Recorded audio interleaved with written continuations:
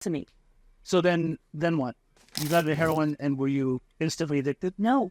Oh, so you was just here or there. Yeah, so The shooting heroin. shot heroin for the first time. Jake Co shot me up, and then I smoked crack, and then All at 15. this all at 15. Smoked crack, did mushrooms, smoked meth. I actually need to back up because I smoked meth at 14.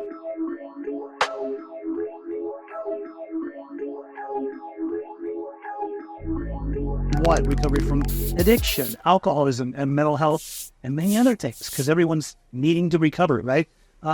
Today's a special edition. We are actually at Muck Recovery. It is in Venice Beach, California. This is a place that my friend Jules opened up to us. She is Muck Rock. You probably have seen her murals all over Los Angeles and many parts of the world. This is a nonprofit organization that hosts meetings here, and I asked her if we could come and do our interview with my friend Hailey. Hailey's a longtime friend. Welcome to the corner. Thank you. Thank you for having me. So good to be here with you. This is a place where they host meetings, and so I told her I love the butterfly seat, and can we interview here today? And she said, no problem. I'm actually going to have her on here in a few weeks, too. With that said, if you could please subscribe to the channel. You can find me on YouTube at Pej Interventions. This is Pej's Recovery Corner. I am Pej. If you would like us too, and also spread it everywhere. Share it everywhere. Show it to everyone. We want to always give a message of hope. So Hailey and I, we go way back. We were actually just reminiscing before we came here. I've known her for over a decade. She's a great lady. She's had her own personal struggles, but she's also been sober for a while in the past, and now she's back in recovery. So Hailey, tell me, where are you from? Like, where were you raised? So I was born in San Diego, California. I lived kind of a double life. I lived half the time in Rancho Santa Fe and the other half the time in Idaho, Sun Valley, Idaho. And Rancho Santa Fe and San Diego is a very fluid. Yes, it is. It is very, there's a lot of prestigious people there. And Idaho is the polar opposite. Unless you go to the nice areas of Idaho too. Yeah. So you were between the two places. Yeah. Okay. And where did you grow up more? So I actually grew up more in Idaho. I spent most of the time there, and it was so beautiful. I mean, the people there would take like their shirt off their back, to give it to a complete stranger. Right. And in California, it's like, after you get out of my way when we're in traffic, totally different, polar opposites. So. Okay. So then, growing up there, like, did you have brothers, sisters, anything like that? Yeah, I did. So my dad had married, I don't know if I should say this, but my dad had married into John Deere. And I then got two sisters that were older than me and a brother that my dad had with Barbara Deere. And then on my mom's side, my mom and my real dad had me and my brother. And then my mother was married in Idaho to a man that was 12 years younger than her. She did really good on that one. And had two little girls. So I have two younger sisters. I had two older sisters, my real brother, and then another brother. Okay. Crazy. I know. It's a lot to track. So I don't know how comfortable you are with speaking on camera about it, but was there any traumas or anything like that happened to you in your young age? Yeah. So in my younger years, I would say the first things that were happening to me was molestations. There was a lot of molestation happening, and a lot, I would say even more abuse, emotional and physical abuse. And it was happening not from my parents, but it was happening from within the family. And then it was also happening from babysitters, and like back in my age, like, the belt was okay. Things that are not okay today were totally okay then. Sure. And some of it I think should still happen. And some of it I think, completely messed with me as a child. Mm-hmm. So yes, there was a lot of that happening. And a lot of trying to figure out what was okay and what I did and what was my trauma and what was somebody else. Well, so growing up, like, what was the youngest age that you ever recall or remember that you ever tried a substance, and what was it? Oh my gosh, I was just talking about this in a meeting. So I had taken some some prayer paper, and I went outside. I was in like 6th grade, and I was watching Jackass. That's when like Jackass was really big. Yeah, and so I went outside, and I went by the swing set, and I saw that the grass was growing extremely high, and it was bright, green. And so I put it in the printer paper, I rolled it up, and I tried to smoke, and I was like, oh my God, this is not doing anything. So then I turned to quercetin cough and cold. Because I'd already tried weed at 12, but this is like back before that. I tried weed for the first time, like when I was in 6th grade, 12 years old. And then I eventually graduated to quercetin cough and cold. and was taking it at school. In other words, was it over the counter? It was over the counter. No, it wasn't syrup. It was pills. They gave her packs of 16. Okay. And I took 64 of them at one point. How did you know, like, to take that stuff? Internet. I was Jackass? Was it a person? It was a person. Her name was Ashley A. And my parents didn't want me hanging out with her. I was, really doing well in school. I was in ballet. I was in travel soccer. You were a ballerina.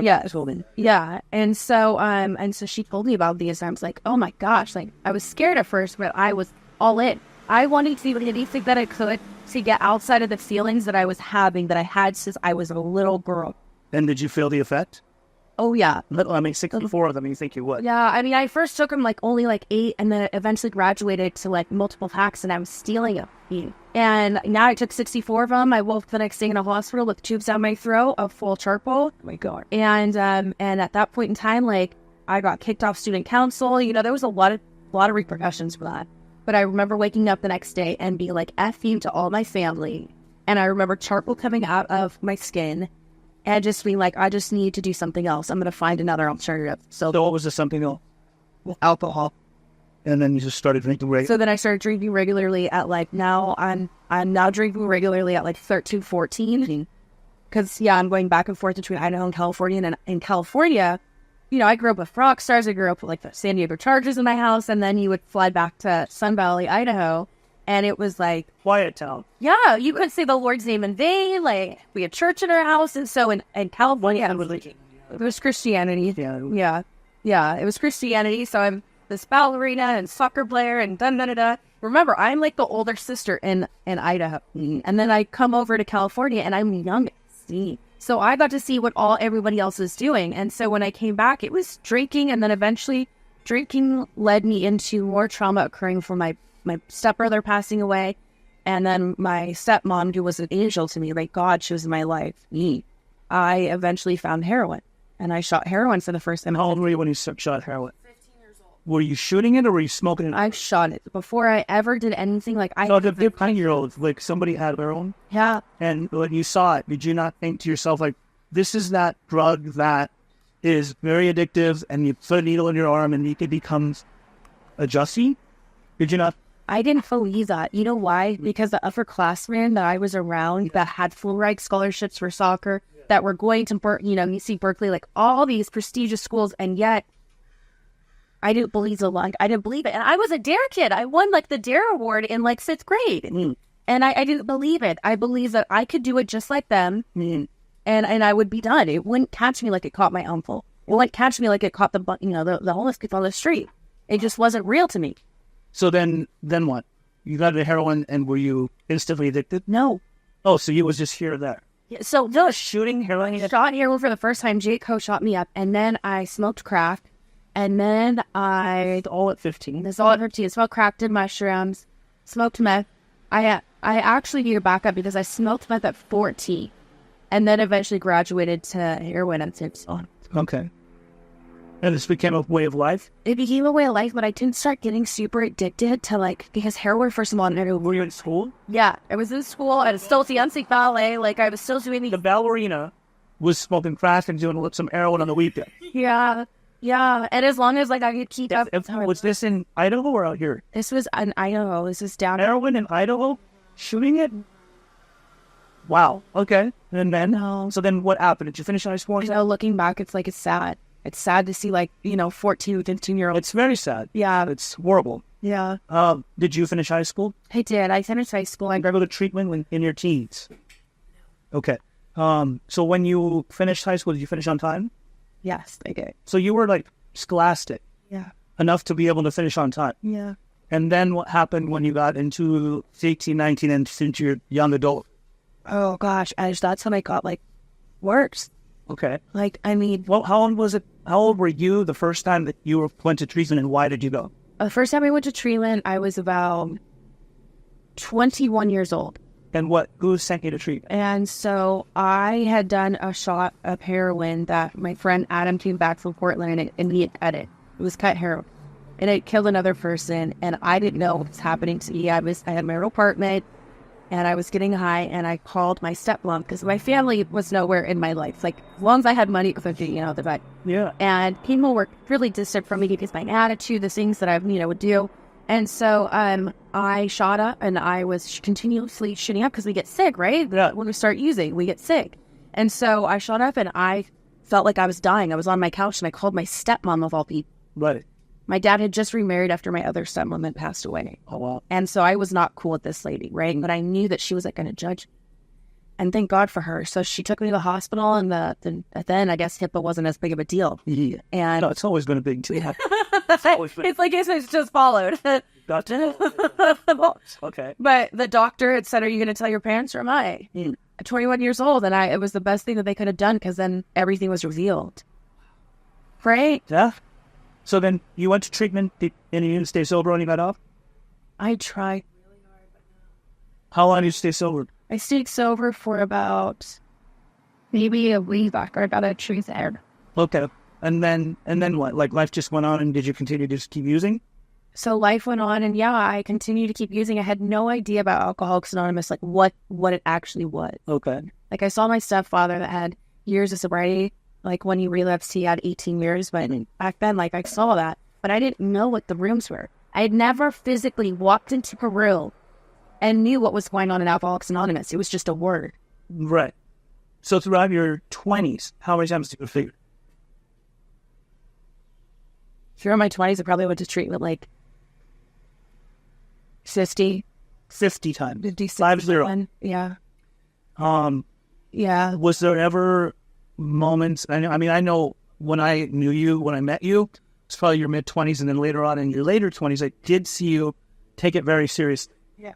So I don't even want to ask the question, did you ever take it seriously? Because there was a period where I saw you very much engulfed in the recovery process, taking it serious, being of service, helping others, even speaking a lot. Like, I remember you'd speak or share in meetings, things like that. But so what's the longest period of time that you stayed sober throughout the time? In all those stints of going to treatment, what was the longest time that you stayed sober? So I had 2.5 years twice. 2.5 years twice, okay. And then do you know by now, like, have you tried to see, like, what it was in those 2.5 years' time, what took you out? So it's like they say that you work the steps backwards. Explain that. So, by the time you get to the 12th step, you're working with others. Like, in order to keep what I have, and that's sobriety, and that's recovery, and that everything that comes with that is like family, everything, right? Mm-hmm. And I started stopping working with my sponsees. I started pulling away from my sponsees. Right. Then I stopped praying. Then I stopped doing, a 10 and 11 at night. Right. And then amends, that wasn't even happening. Resentment after resentment after resentment. And, So you were holding on to resentments. You didn't make amends. Right. I didn't even make financial amends in the that happens a lot. Yeah. And it happens. A lot of people say, like, I worked the steps, but I didn't stay sober. And then you start hearing more about the story. Right. So at least you're transparent and open about that. So sorry to interrupt, but I just realized maybe we need to move your microphone a bit more, just in case. Yeah. Do you mind? No. Thank you. I'll look this way. We're just going to put it right here. Just in case you clip the nip. It's not that close, I promise. I hope you edit out. He's not editing that out. No. Okay, you're good. Okay, so you work the steps backwards, as you were saying, but your heart and soul obviously wasn't completely in it. Really, it appeared that way, at least to me. But was there ever a surrender to a higher power? A full surrender. That was a hard one to fit. Did you actually feel like during those times of 2.5 years that there was a full surrender? Did you have a reservation? It's a really hard question, Pesh. I did have reservations. Like, there was a little thought tucked in the back of your head that was like, maybe one day again I can use like a judging. Yeah, you know what it was? It was, I never fully surrendered, you're right, because I would walk by bars and I would share about it at meetings and I'd cry because I was holding on by straw, but I wasn't surrendering, right? I had this like idea of like, I want to be sober, I want to stay sober, I want to keep these 2.5 years, but here I am taking all the freaking credit for my sobriety, giving none to God. And yeah, I couldn't surrender. That's so hard to hear. Well, one thing I do know is that it's really good for people that are in recovery to identify what their condition is, whether it's alcoholic or addicted condition. And then also to like come to terms with the magnitude of what they've done in the past and how much they've burned their lives down, let alone other people's lives around them. Right. How much they've affected people, and how I believe, like, if you really take responsibility for that, like, you never want to hurt people again. Therefore, you make those amends to people from the bottom of your heart with the intention of, I never want to harm you again, right? But if we keep going back out, then whatever amends we made before, because I've had plenty of people that have gone through the process in my life and gone and made amends to their families, but then they go and relapse, and I'm like, well, your amends were kind of empty at that point. But to each their own. Everybody has their own journey. You later in the last few years have been really struggling to get sober. Yeah. And you obviously, the fentanyl craze, there's a ton of people doing fentanyl. You got into that. You're how old now? 35. 35 years old. More recently, are you open to talking about your little experience that happened there in the dry swing? Yeah. I mean, which one? There's two. The one where the people came and took the teenager. Yeah. And you. Yeah. So, yeah, the experiences got worse. And, you know, for people that have had a lot of trauma, because that's kind of what we were talking about in the beginning. When you don't fix, there's another thing I want to mention is when you don't fix the things, when you're in recovery and you've been sober, and there's those little defects of character, these things that, like, you know that you're supposed to fix, but you don't. Oh, I need to go to a therapist because I have trauma, but I'm not going to. Right. And this is like, when you get sober, you're supposed to work on every aspect, and I wasn't willing to. Yeah. So my trauma started like doubling in size, and it was reaching towards people who were wrong for me, who would abuse me emotionally, physically, you know, sexually. So what ended up happening is a lot of us have sexual abuse, and mine occurred when I got loaded again. And I was in and out of treatment centers. I mean, when I say now that I've been to 72 treatments. 72. Yeah. That's 7-2. Yeah. Just wanted to make sure I know somebody didn't hear the numbers right. It's a lot of treatment. Right. And when I say that, I mean, like, I would go into detox for that day, tell everybody I loved them, give them a hug, and then I would be out hours later. The drugs would come out. I'd be coming off, like, you know, fentanyl and heroin and whatever I was doing at the time. Definitely opiates. But, yeah. Why does it feel different this time? Like, why are you taking it so serious? Sorry, it's super emotional. Well, I just don't want to lose you. Yeah. You know, when I was speaking the other night in the meeting, I was talking about the effects that we have on other people, and because you have, in my years of trying to get sober and then being sober, you have healed my family so much. Like, you've given my little sister, who I do not talk to right now, so much hope. And I hope you know that, like, you've healed such a huge part of my God-sized hole. But that segues into, like, what works for me now and why I feel like I felt really bad even say that. And then you made me realize, like, I feel like I can do this. I know I can do this. And I think that's just the little feed. Yeah. Your heart's beating. Your lungs are breathing. The only person that would fuck this up is you. Yeah. If you pick up, potentially you might die. I mean, let's be real here. You're fucking around with a drug, killing everyone. Yeah. It's on the back of a bus, but it's also known worldwide and nationally. And isn't that crazy? Like, fentanyl kills more Americans than it does people worldwide because it's being mass produced here in the U.S. Yeah. So we're a number to their game if we're using that shit. Right.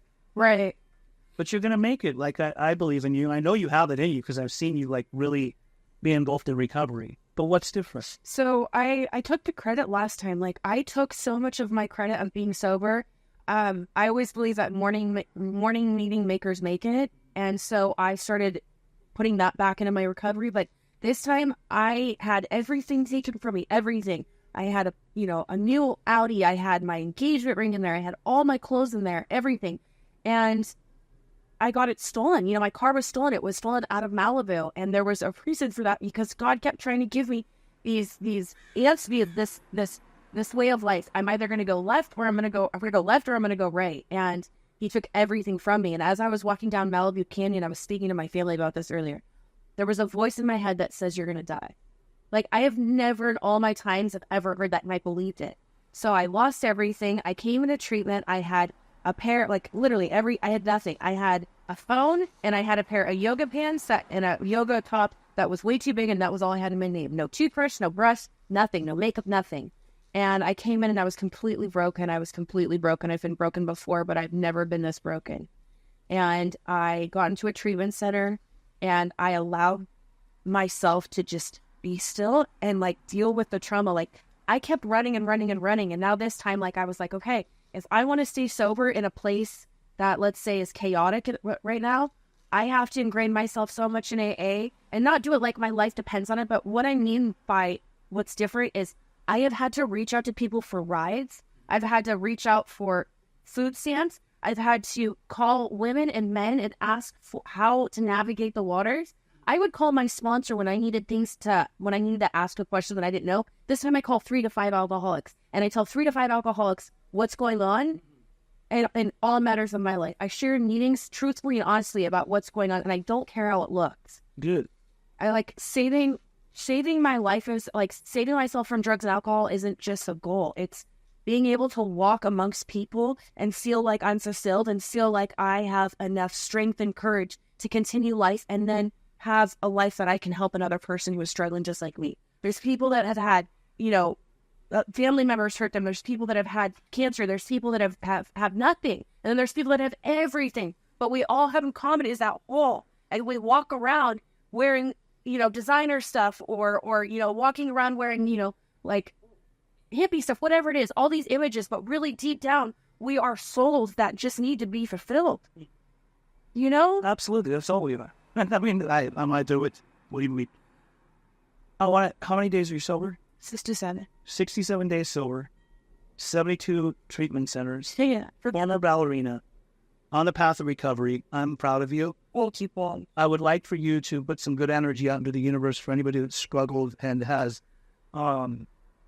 overdosed, that has relapsed a lot, is planning hard to stay sober because they need to hear from you and get some hope. So if you could just tell them.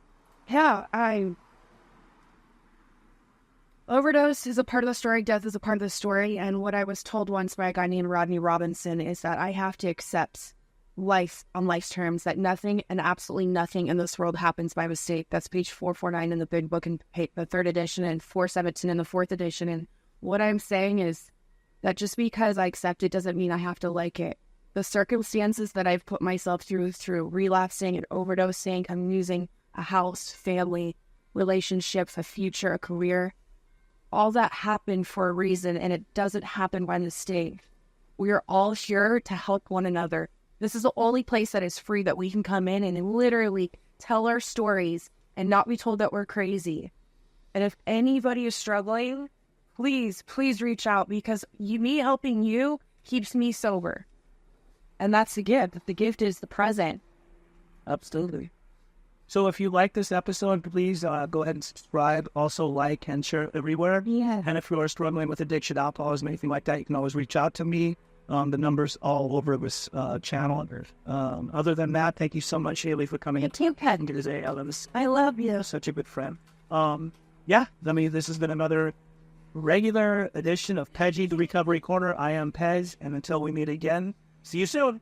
Bye.